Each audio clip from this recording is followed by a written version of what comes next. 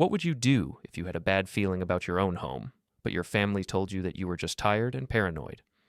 How far would you go to test them if you felt like a guest in your own house? Can a quiet man who pretends to go on vacation and watches his house from afar turn that feeling into a lawful reckoning? Before we dive deeper into this story, I have one small request. Please subscribe, drop a like, comment, and hit that hype button to boost this channel so more people can discover these incredible stories. My name is Leon, and I used to think my house was the safest place in my life. I worked for more than 30 years as an electrical engineer. I spent many nights at work, in server rooms, and on factory floors so that later I could rest in a quiet home. Now, I wake up every morning in that same house and feel like a guest. That day started the same as many others. I woke up before everyone else. I always do. My knees felt a little stiff, so I sat on the edge of the bed for a moment and stretched. Then I went to the kitchen. I like the house when it is silent. The fridge hums, the kettle clicks, and I have a few minutes when nobody needs anything from me. I started the coffee machine and opened the window above the sink. The air outside was fresh, and I could hear a car starting in the distance. I stood there with my cup for a moment and looked at the garden. I planted the small tree by the fence when I bought this house. Back then, I lived alone. The house felt big and empty. I did not imagine that one day there would be so many voices inside it, and that none of those voices would really listen to mine. I heard soft steps behind me. Sophia walked into the kitchen, still in her robe, with her hair up. She did not look at me first. She went straight to the fridge, opened it, and took out almond milk. She scrolled on her phone with her free hand. I greeted her and asked if she slept well. She nodded without looking up and said that she had a strange dream about a big open kitchen with an island and huge windows. She said that our kitchen felt small now and that she saw a picture online of a perfect house. She said the word perfect a few times, like this word itself was more important than our walls. I said that our kitchen was fine and that we finished paying for the last renovation only 2 years ago. I reminded her that we still had some small things to cover. She sighed and said that I worried too much and that people should learn to enjoy life. She sat down and started to browse more photos of houses on her phone. I watched her face. She looked more interested in those pictures than in the room we were actually standing in. A few minutes later, Nico came in. He walked to the coffee machine, pressed a button, and left his cup there while he checked his messages. He said that the machine was too slow and that he was late. I told him that the machine was fine and that everything just took time in the morning. He rolled his eyes without even turning his head fully. He told Sophia that he had seen a new car online and that one day they should have one like that. He said that he could already imagine it in front of the house. I reminded him gently that the car he used now was still under my name and that we had to finish paying for it as well. He shrugged and said that times change and that we needed to think bigger. Sophia laughed, nodded, and told him that he was right, that he was young and had a good sense for modern life. No one asked what I thought. I was just the person holding the cup of coffee that paid for the things they took for granted. Later that day, Sophia told me that Rita was coming over for the evening. She said that her sister needed a break and that it would be nice to have a small barbecue in the garden. It was a weekday, and I usually liked quiet evenings, but I said all right. Saying no seemed useless anyway. Once Sophia decided something, my opinion only slowed things down. In the afternoon, I went to the store to buy meat, vegetables, and charcoal. I checked prices and picked the medium options, not the most expensive ones. I knew how much we still had to pay each month. When I returned and placed the bags on the kitchen counter, Sophia looked inside and raised her eyebrows. She said that I always thought like an accountant and that sometimes it was important to impress guests. I did not comment. I simply started to marinate the meat and cut the vegetables. By the time the sun began to set, the garden was full. Rita arrived first, with loud steps and a louder voice. She came into the kitchen, hugged Sophia, and started to talk right away about some show she watched and about a cousin's new house. She barely greeted me. She said that I looked tired and asked Sophia, in a light tone, if I ever stopped worrying. They both laughed. Later, 2 neighbors joined us, a couple from down the street. We set a small table in the garden and turned on the lights along the fence. I stood by the grill, as always, because somehow this became my main role during such evenings. I cooked while others sat, drank, and talked. From the grill, I heard fragments of their conversation. Rita told the neighbors that she and Sophia had big plans for the house. She said that one day the place would look completely different, more open and bright, like the houses in those photos Sophia liked to show. The neighbor asked how they planned to manage that. Rita said that they would find a way and that they had a good base because the property was already in the family. She said this with a casual tone, as if I was just a distant uncle and not the person who bought every brick. Nico came out with a drink in his hand and dropped into a chair. He stretched his legs and told the neighbor that this was basically his house already, that he only had to wait a little more. Everyone laughed except me. The neighbor glanced at me with a small apologetic smile but did not say anything. I turned the meat and watched the smoke rise. Rita started to tell a story from a few years ago.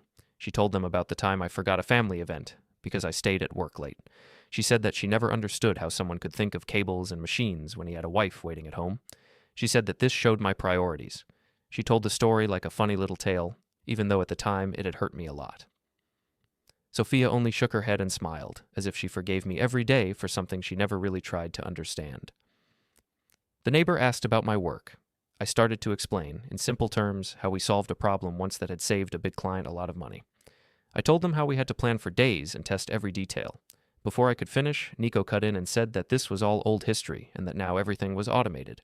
He said that the world moved on and that young people had different skills now. My story turned into background noise. After we finished eating, they moved to the living room and sat around the coffee table. I stayed in the kitchen to clean up. From the sink, I could hear them talking. Rita asked Sophia about long-term plans.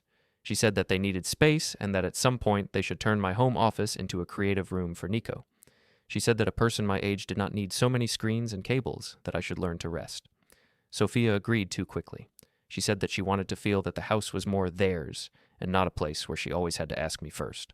She said she did not want to feel like a visitor in my space. I looked around the kitchen, at the plates and glasses I had washed, at the groceries I had paid for.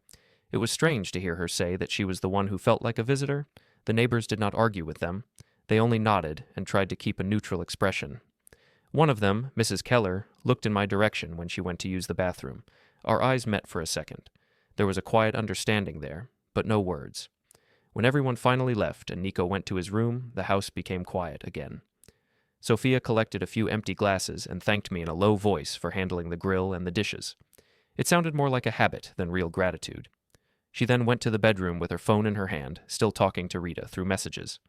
I stayed alone in the kitchen. The clock above the fridge showed almost midnight.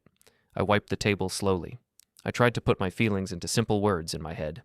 I did not feel angry. I felt small in my own house. I felt like every joke and comment during that evening had moved me one step further from the center of my own life. I turned off the light and was about to go to bed when my phone buzzed on the counter. The screen lit up in the dark room. A small reminder appeared, one that I had set many months earlier and then forgot. It said that I should call Novak, my old lawyer friend, about a house papers check. The words on the screen shone in the dark kitchen, brighter than they should for such a small line of text. I stared at that small reminder on the screen for a long time. The words were simple, but they pulled up a whole history in my mind. I had set it back when I first started to feel uneasy, months ago. I never called. I told myself that I trusted my family and that there was no need to check anything. That night in the dark kitchen, I understood that I did not trust my own judgment back then. I had wanted to believe that things were still fine. I went to bed, but sleep did not come quickly. I lay on my back and looked at the ceiling. Sophia lay next to me and scrolled on her phone until late. She turned her back to me and laughed quietly from time to time, probably at messages from Rita. I listened to her soft laughs and remembered a time when she used to turn toward me and ask me questions about my day. When I finally fell asleep, my dreams were a mix of cables, blueprints, and the faces of my family.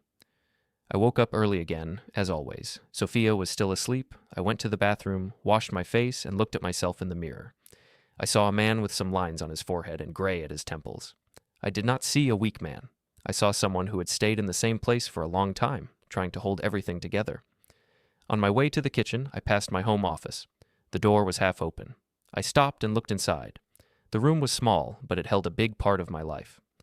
There were 2 monitors on the desk, an old printed layout of a factory line on the wall, and shelves with folders and small tools. In the corner, near the floor, my safe stood against the wall, heavy and silent. I had installed it myself when I first bought the house. Back then, I kept business papers there, along with old letters from my parents. I went inside and sat in my old office chair. The leather was worn where my hands usually rested. I turned slowly from side to side and let my mind go back many years to when this room had a different feeling. Before Sophia and Nico moved in, I spent many evenings here working on projects from my main job. I was not the loud type in the office, but people trusted me when something went wrong. I remember one night in particular. We had a problem in a factory that used our systems. A line had stopped, and every hour cost the client more money than I like to think about. My manager and some younger technicians stood in that factory and looked at me like I held a hidden manual in my head. I walked slowly along the line and asked simple questions. I listened more than I spoke. At one point, I told them to stop reset attempts and start from the smallest possible cause. People looked tired and impatient, but I insisted. After several careful steps, we found a simple fault that had started a cascade of problems.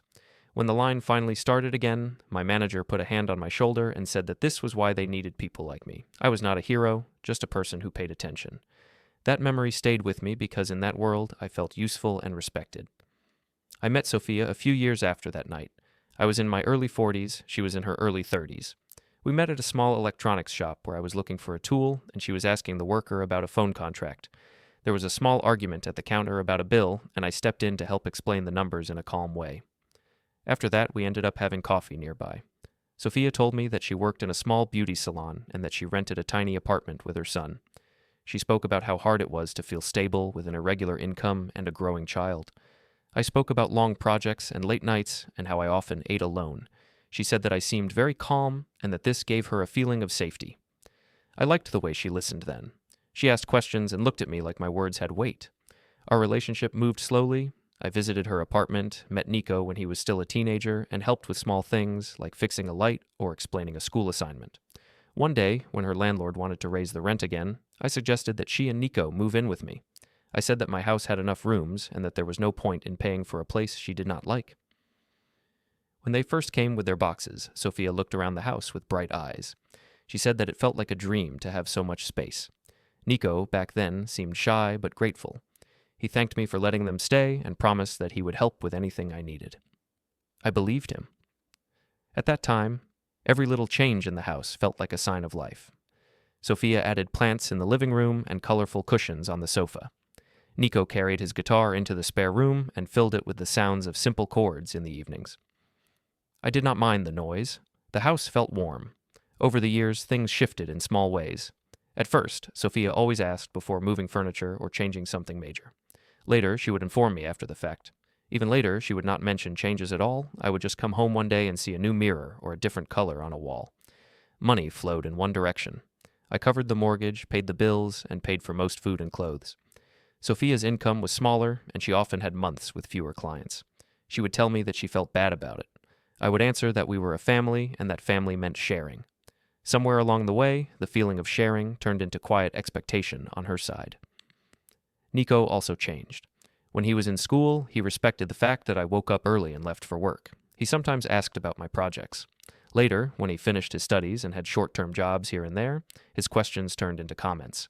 He would say that my work was from another time, that I did not understand modern apps, that I was lucky to have a job that had lasted so long. I did not argue. I was tired by then, and I thought that age always looked slow from the eyes of youth. I believed that with time he would see the value of stability. One memory stands out. A few years ago, when business slowed, my company asked some older workers to reduce hours or accept early retirement. I chose early retirement because I had savings and the house was almost paid off. I spoke about it at dinner. I explained to Sophia and Nico that we would need to be a bit more careful for a while, but that we would be fine. Sophia smiled and said that this was our chance to travel more. Nico joked that I would now have time to learn social media. I tried to return to the topic of the budget, but their minds went to images of beaches and new clothes. I told myself that they would understand later. Later never came. The pattern of small disrespect grew slowly, like dust in corners. A comment here, a joke there, a plan made without me. A few months before that barbecue evening, Sophia came into my home office with a tape measure. She walked around the room, measuring the wall and the distance between the desk and the window. I asked what she was doing. She said that she was just dreaming a little, thinking how the room could look as a studio for Nico. I reminded her that this was my workspace and that I still did small projects from time to time. She answered that I could always put my things somewhere else if needed, and that I had too many old folders anyway.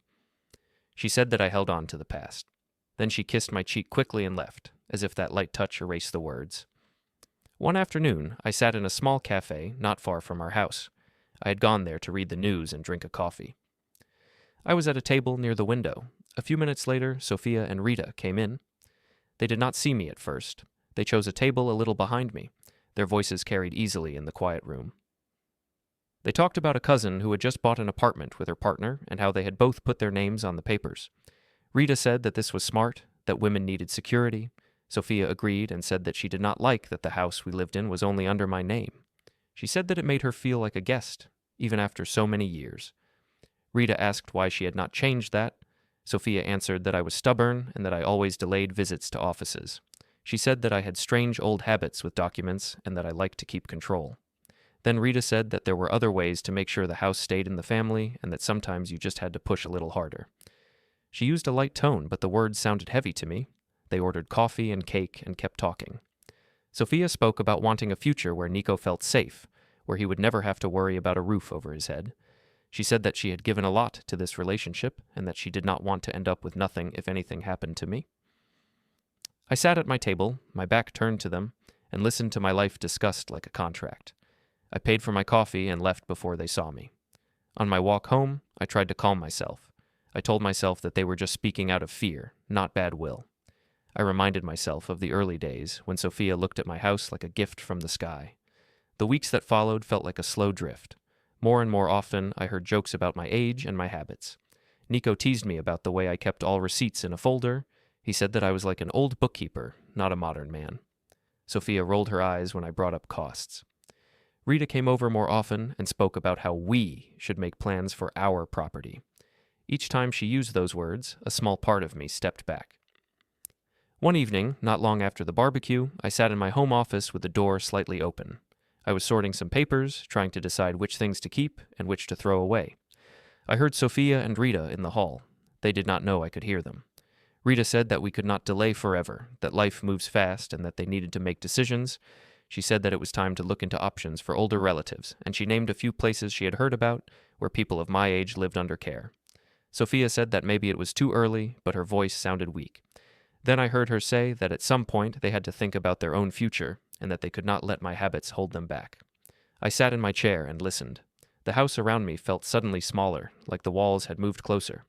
The safe in the corner seemed heavier. My own footsteps in old memories sounded loud in my head. In that moment, I understood something simple and cold. They were starting to plan a future where I was not in this house at all. A few days after that, Sophia asked me to go with her and Rita to visit a place outside the city. She said that they had a surprise for me.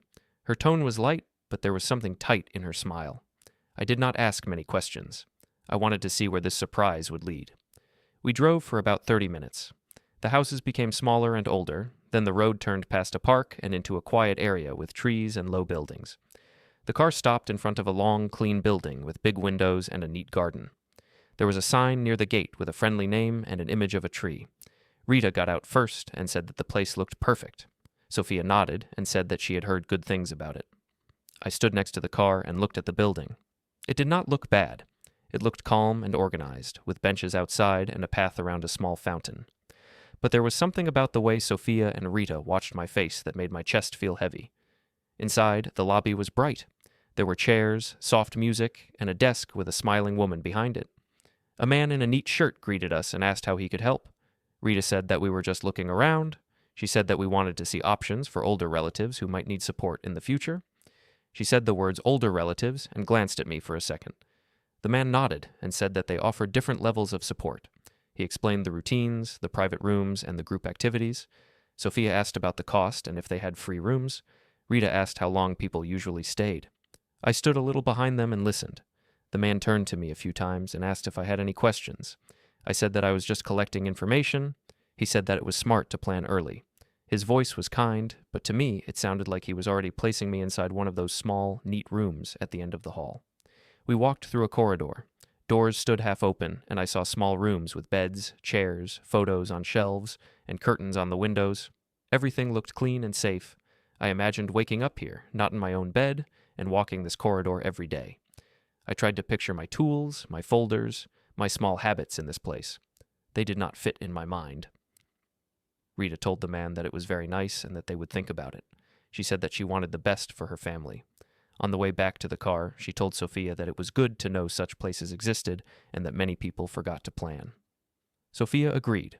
She said that she wanted to be ready when the time came. In the car, on the way home, Sophia looked at me and asked what I thought. I said that the building was clean and that the staff seemed kind. She asked if I could imagine living in a place like that one day. I answered that I did not know and that for now I was fine in my own house. She smiled and said that, of course, this was all just in case and that she wanted me to feel safe. Her words were soft, but they pushed on the same spot inside me that had started to ache weeks ago. That evening, after dinner, I went to my home office and sat in front of the safe. I ran my hand along the cool metal. Inside were old contracts from my work, letters from my parents, and some personal papers related to the house. A long time ago, when I was still active in business, I had asked my friend Novak to help me write simple instructions in case something happened to me. We arranged things so that the house would stay under clear control, with me as the center. At the time, this gave me peace. I had not looked at those papers in a while. I realized that I had allowed a gap between what I knew on paper and what my family believed in daily life. I did not open the safe that night. Instead, I locked my office and sat in the living room for a while. Sophia walked in, carrying a laundry basket.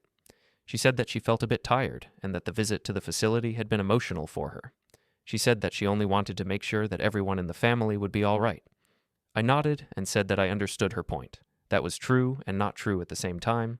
I understood her fear, but I could not accept that the solution should be to move me out of my own home.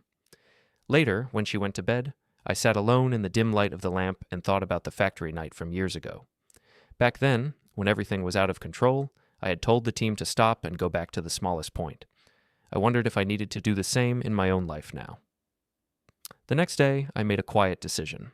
I did not speak it out loud, but it formed clearly in my mind. If my family was already thinking about a future without me in the house, then I should test how far they were ready to go when they believed I was not there. I did not want a fight. I wanted clarity. At breakfast, I mentioned that an old friend from another city had invited me to visit for a while. I said that I had been thinking about taking a long break and that maybe it would do me good. I spoke in a calm tone. Sophia looked surprised for a second, then quickly said that it might be nice for me to change the view. Nico joked that I should not get lost. Rita, who was there as usual, said that a break could help me relax and stop seeing problems everywhere. I watched their faces. There was concern, but there was also something else, a kind of quiet relief. It felt as if they had been waiting for a move from my side that would give them more space. Over the next days, I moved some clothes into a small suitcase and packed a few personal items. I told them the name of the friend and the city. Both were real, but I did not plan to stay there. I booked a small studio apartment in another part of our town instead, with a short-term contract and a simple bed. It was not far. I did not tell anyone about it. On the morning of my departure, Sophia hugged me at the door and told me to rest and send photos. Nico clapped me on the shoulder and said that I should enjoy myself. Rita wished me a good trip. I locked the door from outside, put the key in my pocket, and walked down the street with my suitcase. When I turned the corner, I did not go to the station. I turned again and walked to another street, where I had parked my car the night before.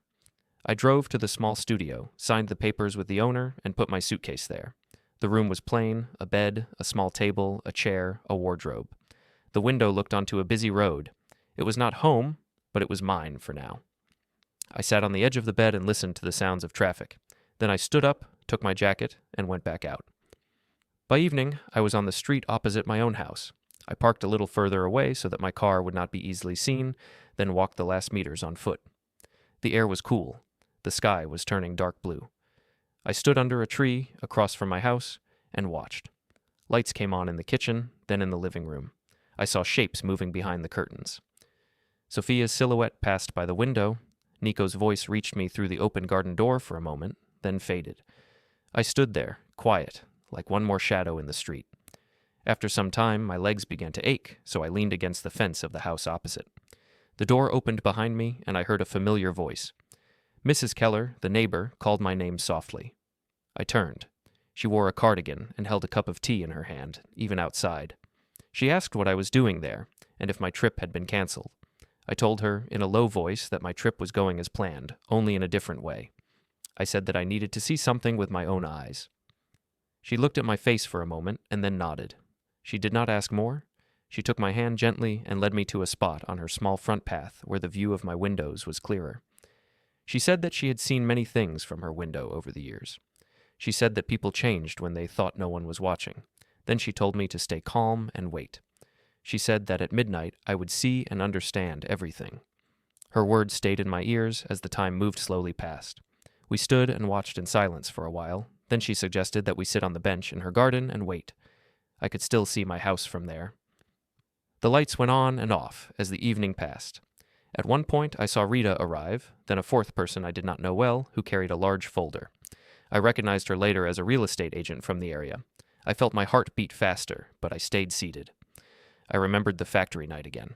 When everyone else wanted to push buttons and rush, I had told them to slow down. Now I needed to follow my own advice. Near midnight, the lights in the kitchen went off, and the main light in the dining area came on. Through the window, I saw Sophia, Nico, Rita, and the agent gather around the table.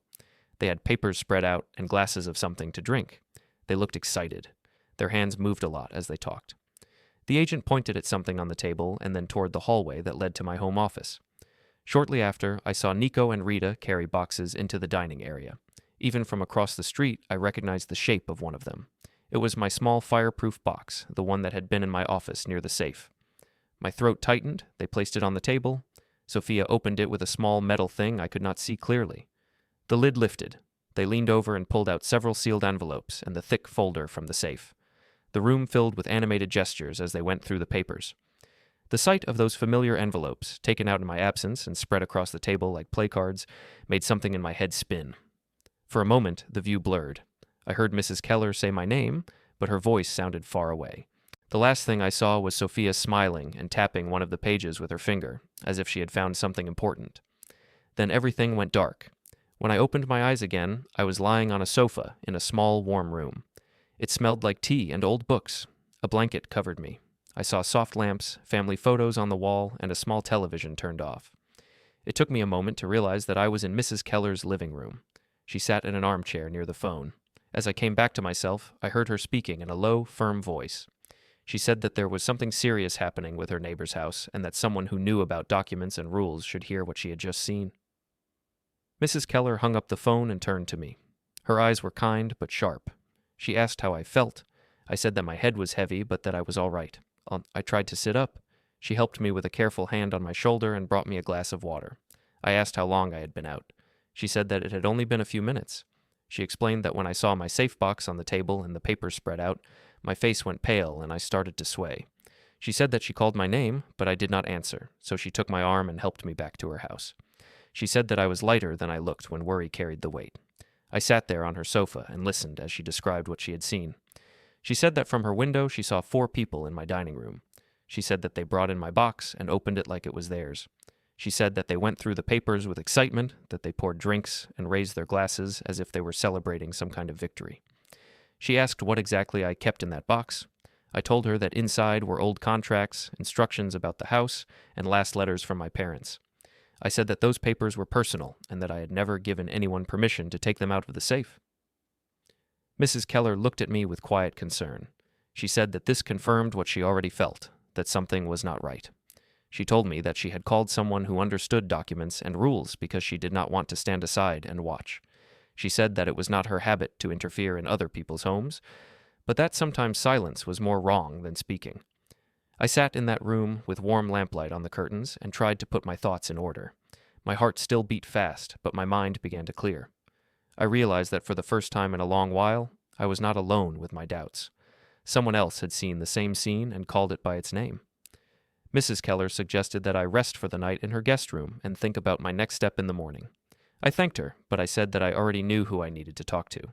I told her about my old friend Novak, who worked as a lawyer. I said that I had set a reminder months ago to call him about the house papers and that I had ignored it. I said that it was time to stop ignoring. She nodded and said that in the morning she would make tea and that then I should go and see him. She added that if anyone later asked where I had been that night, she would tell the truth in simple words. I slept in her small guest room. The bed was narrow but comfortable.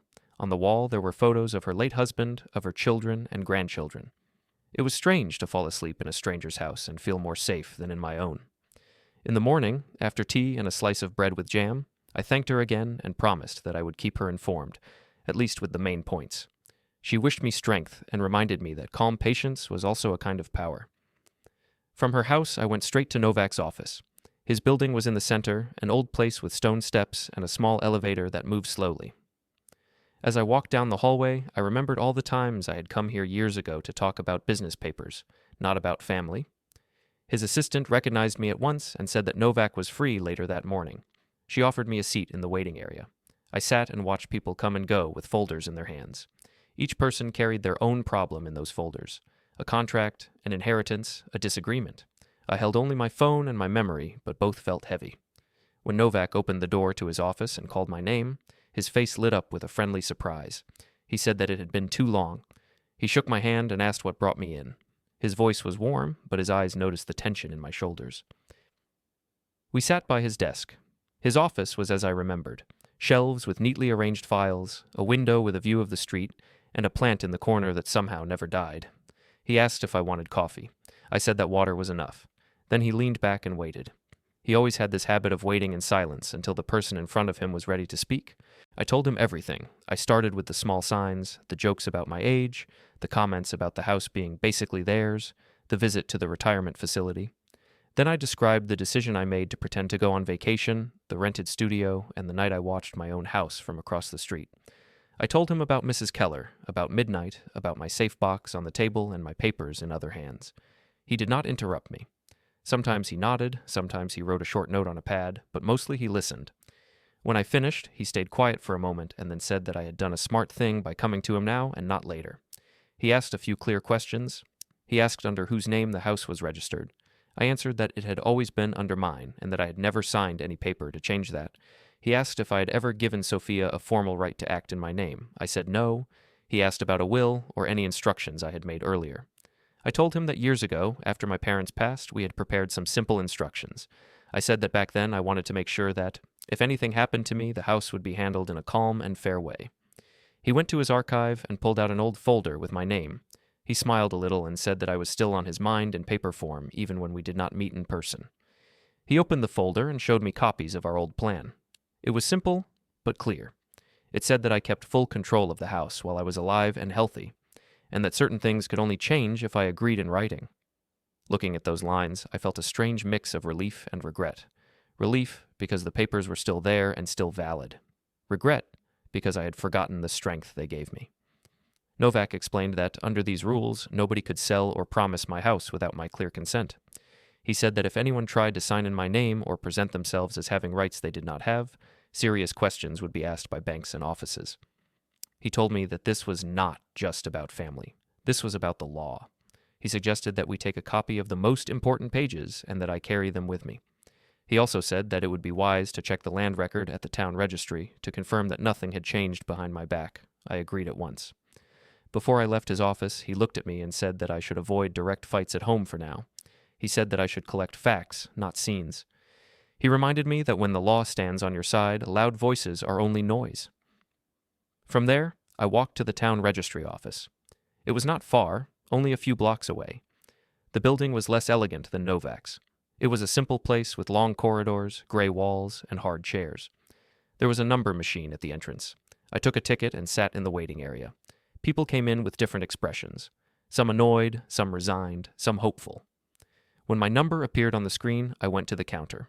A clerk with tired eyes asked how he could help. I told him my name and address and said that I wanted an official copy of the land record for my property. He typed for a while, then went to a back room and returned with a printed sheet.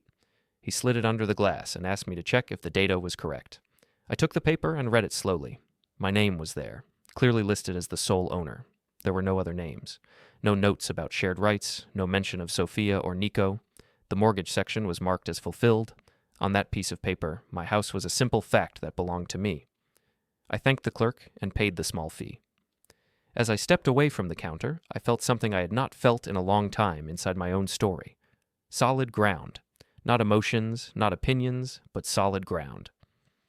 Outside the building, I sat on a bench and read the document again. I folded it carefully and placed it in the same folder that held the copies from Novak. The world around me was the same, but my position inside it was different now. I realized that for years I had lived as if everything could be taken from me, when in reality I had never given it away. On my way back to the small studio, I passed near the area where my old workplace stood. I felt drawn to it and decided to make a short visit. The building had changed a little, with a new company logo on the wall, but the bones were the same. I went inside and asked at reception if my old partner was still there. The worker called upstairs and then smiled, telling me to wait. A few minutes later, my former partner walked into the lobby. He looked older, too, with more lines around his eyes, but his handshake was still firm. He said that it was good to see me and asked how I was enjoying retirement. I gave a half smile and said that retirement was not as calm as expected. We went to his office and sat down. I looked around at the familiar layout. The desk near the window, the whiteboard with sketches and numbers, the same old coffee machine in the corner. He asked what was going on, so I told him a simple version.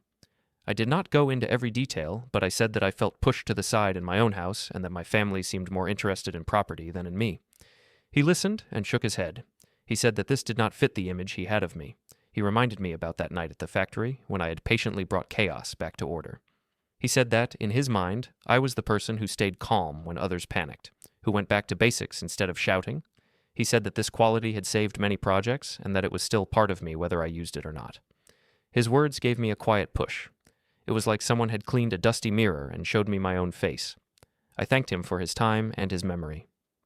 On my way out, he said that if I needed any statement about my past work or character, he would provide it. He called it a simple favor between old partners. When I left the building, the afternoon light felt clearer. I walked back to the small studio, put the new documents and copies on the table, and sat down. The chair was hard and the room was plain, but I no longer felt lost. I looked at the small growing stack of paper. The copy of the land record, the old instructions from Novak, the notes I had made about the visit to the retirement facility, the memory of the midnight scene at my house, and Mrs. Keller's willingness to speak. All of this formed the beginning of a picture. I understood that I could not stop my family from thinking certain thoughts. They could talk about open kitchens, new cars, and long-term plans as much as they wanted, but I could decide how far those plans would go in reality. As I sat there, my phone buzzed on the table. A new message from Sophia appeared. She wrote that there would be a small meeting at the bank the following week and that she would handle everything because she did not want to bother me while I was resting.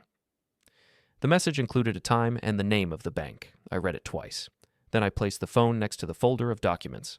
For the first time, I did not feel like a man reacting to events. I felt like someone quietly taking his place back in his own story. The days after that message felt different. Before, time at home had always moved according to other people's plans. Now my time followed my own steps. I was still in the same city, but I lived in a small studio instead of my own house, and my days had a new quiet purpose. In the morning, I woke up in the narrow bed of the studio and looked at the plain ceiling. There were no family photos, no mirror, no decorations, only a small lamp and a simple curtain over the window. It reminded me of my early years, when I lived in a small room and saved every coin to buy my house. Back then, everything I did was aimed at building something solid. Now I realized that I had to protect what I had built with the same kind of focus. I made tea on the small electric stove, sat at the table, and spread my papers out. On the left side, I placed the copy of the land record, then the old instructions from Novak, then a sheet where I wrote down dates and events, the visit to the retirement facility, the barbecue, the cafe conversation, the midnight scene. I wrote in clear, simple lines. I wanted a timeline that even a stranger could follow. Next to the papers, I placed my phone with Sophia's message on the screen. It mentioned the bank name, the date, and the time. She wrote that she would handle everything with the advisor, that they only needed some formalities, and that I should not worry about small details. Those small details, of course, were my life. After finishing my tea, I put the papers into a folder and went to see Novak again. When I walked into his office, he greeted me with the same calm interest as before. He asked how I was doing. I answered that I felt clearer. I told him about Sophia's message and the bank meeting. His eyes narrowed a little, and he leaned forward. He said that this message confirmed what we had suspected. He explained in simple terms that if they tried to arrange anything related to the house at the bank, they would need my presence or some form of power in writing. Since they did not have that and believed I was far away, they might try to push something through. He said that this was the moment to be very precise. We spent the next hours going over my position step by step. He asked again about any papers I might have signed in the past without thinking, any forms that Sophia had asked me to sign quickly. I searched my memory. I remembered some things about joint accounts for daily costs, but nothing that touched the main house title. He seemed satisfied, but he still checked his old file to make sure. Then he laid out a simple plan. He said that we should make sure that all important places had clear instructions before the bank meeting happened. These places were the bank itself and a notary linked to them. He explained that we could send alerts and instructions in advance so that when my family arrived with their agent, the staff would already know certain limits. He spoke in plain language, without dramatic words, and that helped me stay calm. He prepared some documents on his computer. I saw lines of text, but I did not try to read every word. What mattered to me was that they matched the core facts, that I was the sole owner, that nobody else had the right to act in my name without a proper written power, and that any attempt to sign or promise something without me physically present should be stopped and checked. He printed several pages and placed them in front of me. He pointed to certain lines and explained them one by one. Then he took out a pen and turned the pages toward me. He said that if I agreed with this plan, I should sign here and here. My hand did not shake. I read my name under the lines, then signed. It felt strange. For many years, I had signed papers to give something. Parts of my time, power at work, money for family needs. This time, I signed to mark a border. It was the first time in a long while that my signature felt like a quiet wall rising between me and other people's wishes. After I signed, Novak said that he would handle the rest. He would send copies of these instructions to the bank and notary and contact Mr. Braun, the bank manager who knew me from old business days. He said that he would explain the situation in neutral terms, without dramatic language, just clear facts. He repeated that loud feelings were not needed when clear lines were on the page.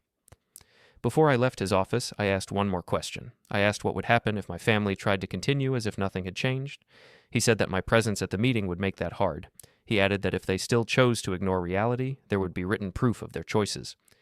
He looked at me and reminded me that the goal was not to punish anyone, but to protect myself and stop what they were trying to do without my consent.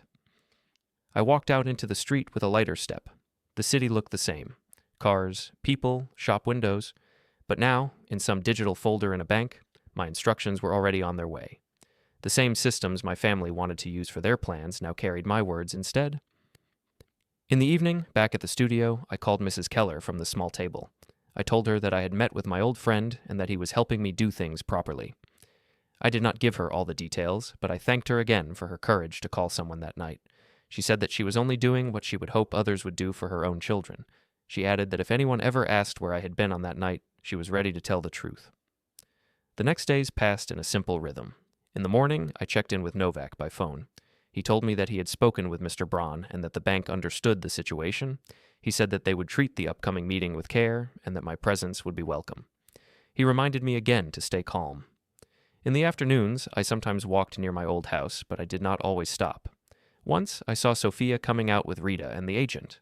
They were dressed nicely, and their faces looked serious and focused. I stayed on the other side of the street and watched them for a moment. They did not look for me. In their minds, I was in another city, maybe sending photos of tourist places. In the evenings, I sat at the small table and read old notes from my work days. I found some project logs and emails I had saved. They reminded me that I had lived many years before this conflict and that I had dealt with pressure before. It helped me keep one important thought in my mind. My life did not start and end with their plans. The night before the bank meeting, I could not sleep at once. I lay on my back and listened to the traffic outside. My mind went through possible scenes. I imagined Sophia's face when she saw me in the bank. I imagined Nico's reaction, Rita's comments, the agent's confusion. Each time the images wanted to turn into an argument, I took a breath and brought myself back to the simple facts. Who owns the house? Who has the right to sign? What is written in the records? I repeated these simple truths like a quiet list in my head until sleep finally came. On the morning of the meeting, I woke up early as usual. I dressed with care, not in anything fancy, just clean and neat clothes. I shaved, combed my hair, and looked at myself in the mirror of the tiny bathroom. I saw the same lines on my forehead and the same gray at my temples. But I also saw a different posture in my shoulders. I no longer felt like someone standing outside his own life. I felt like someone walking back through a door he had paid for with years of work. I put the folder with my copies and notes into a simple bag and left the studio. The bank was in the center, not far from Novak's office. On the way there, I walked slowly, watching people hurry to work with coffee cups in their hands. I wondered how many of them had their own private battles with family, money, and time. When I reached the bank building, I checked my watch. I was early by almost half an hour. I went inside, nodded at the security guard, and sat in the lobby. The floor was shiny, the walls were glass and metal, and the air had the same quiet hum as a server room. Screens showed exchange rates and simple ads for savings plans. I held my bag on my knees and watched the entrance. After a while, I saw Elena, the real estate agent, walk in. She wore a formal outfit and carried a big leather folder. She looked around, then walked to the reception desk and spoke to the worker there. The worker pointed toward the corridor that led to the conference rooms. A few minutes later, Rita arrived. She greeted Elena with a quick kiss on the cheek and a bright smile. They spoke to each other in quick sentences. I could not hear the words, but their body language was easy and confident. Then Sophia and Nico walked in. Sophia wore a neat jacket, Nico a shirt that he rarely wore at home. They looked serious, but also energetic, like people about to make an important move. Sophia checked the time on her phone. Nico laughed at something he said. They joined Rita and Elena, and together they moved as a small group toward the corridor. From my seat, I saw Mr. Braun appear near the far side of the lobby. He looked almost the same as years ago. Neat hair, careful movements, and the kind of face that had seen many numbers and many people. Our eyes met for a second. He gave a small nod, an almost invisible sign that he had seen me and that he knew. I stayed seated until the group disappeared behind the corner. Then I rose, took my bag, and followed at a calm pace. Down the corridor, I saw them standing near a glass door with a number and a small sign that said, "Consultation Room." A bank worker opened the door and invited them in. Sophia went first, then the others. Just as the worker began to close the door, I reached it. I stepped forward and placed my hand lightly on the edge so it would not shut. The worker looked surprised for a moment, then stepped back. Without raising my voice, I entered the room and took a seat at the table opposite my family, right before the door clicked softly closed behind me. My family froze when they saw me. For a moment, nobody spoke. Sophia's hand stopped in the middle of taking a pen from the table. Nico's mouth stayed slightly open. Rita's smile dropped in stages, like a curtain. The only sound in the room came from the soft hum of the air system. On the table, I saw the scene clearly. There was a neat stack of papers in front of the notary, another in front of the real estate agent, and a folder with the bank logo. I also saw a printed page with a photo of my house and numbers under it. Elena had already laid out her documents. They had come here to close something, not to ask anything. Mr. Braun sat at the far end of the table. He greeted me by name and invited me to sit down. His tone was formal, but respectful. He then turned his eyes to the others and said that he was glad everyone was here, because clarity was important when property was involved. Sophia spoke first. She said, in a slightly shaky voice, that she thought I was away. She asked why I had not told her I had come back early. I answered in simple words. I said that I never left the city, that I had needed space, and that I was here now because this meeting was about my house, not just theirs. Rita tried to laugh it off. She said that this was all a big misunderstanding, that we were here only to talk about options and that nothing final was happening yet. Elena nodded quickly and said that, of course, all signatures would be by the rules. Mr. Braun raised his hand lightly to calm the overlapping voices. He turned toward the notary and suggested that they start by reading the main point of the planned agreement to the room. The notary, a quiet person with thin glasses, picked up the first page and read in an even voice. He spoke about a planned sale of the property at my address, about the price, about the commission for the agent, and about future arrangements for the residents. He used the term seller more than once and named Sophia in that place. At the very end, he added that the current owner, named as me, was expected to sign, or that his representative would sign on his behalf. When he finished, the room was silent again. Mr. Braun folded his hands and looked at me. He asked if this matched my understanding of why I was here. I said that, until a few days ago, I had no idea this meeting existed. I said that I had not asked for the house to be sold, that I had not agreed to it, and that I had given nobody the right to act in my name.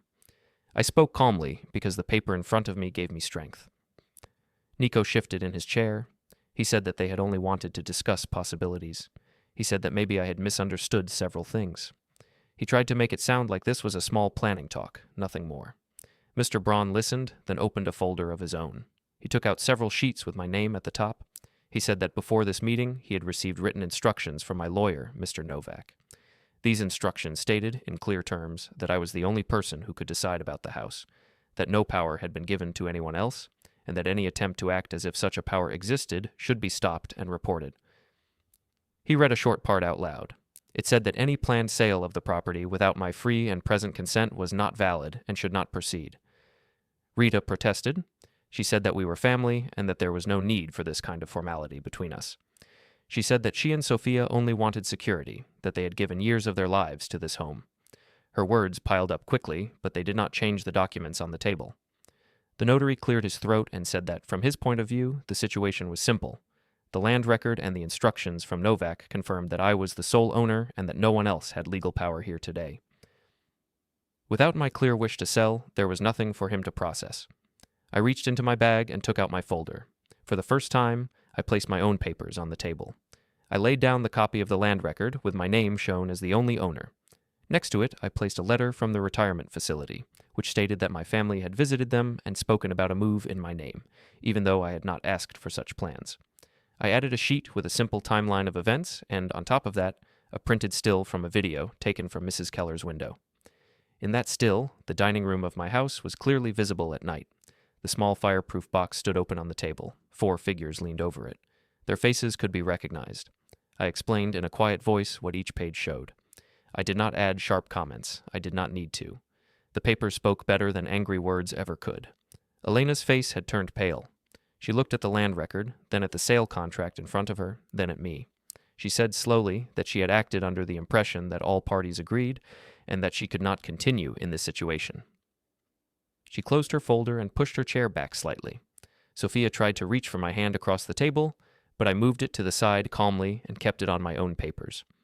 She said that we should talk about this at home, that there was no need to make a scene in front of strangers. I answered that we were not making a scene, we were clarifying facts. I added that for a long time, important decisions had been discussed behind my back. Today, there would be no more of that. Mr. Braun asked me directly what I wanted to do about the sale. I told him that there would be no sale. I said that the house would not be listed, that no agreement would be signed, and that all notes about this planned deal should be canceled in their system. I also said that I would review living arrangements in the house, and that, from now on, any person who tried to move me into a facility against my will would not be allowed to use my property as their base. Those words were backed by new instructions Novak had filed, and Mr. Braun knew it. He nodded and told the notary to close the file. The notary drew a line through the meeting slot on his schedule and wrote a short note. He then gathered the unsigned contract and placed it back into his folder. Rita tried one last time. She said that they had done all this out of care, that they were thinking about the future. I looked at her and said that care did not look like secret meetings in banks, visits to facilities without clear consent, and late-night celebrations around someone else's papers. I said that I believed in their fear, but not in their methods. I gathered my documents into my folder, then slowly stood up. On the table, near Sophia's hand, lay the house keys she had taken with her. I reached out, picked them up, and placed them in my own pocket. The gesture was not loud, but it was final. Nobody stopped me as I walked to the door. Behind me, chairs scraped softly on the floor. I heard confused voices begin to rise, then fall, when Mr. Braun reminded them that the meeting was over. I stepped out into the bank lobby, where the light was the same as when I had entered. In my pocket, the keys felt heavier than metal. They felt like the clear, simple shape of my own life, returned to my hand.